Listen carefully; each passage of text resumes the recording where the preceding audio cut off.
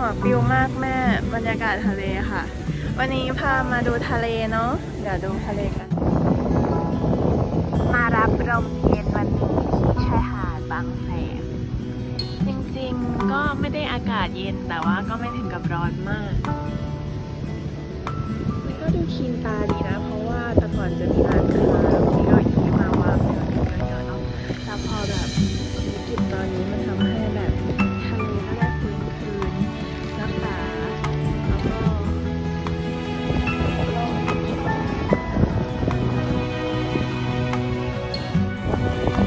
บรรยากาศทะเลบางแสน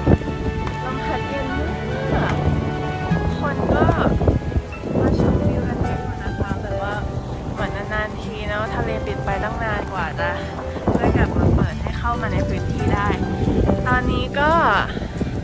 รับลมสังเกตจากผมคือแบบปิวระดับ 10นี่ดู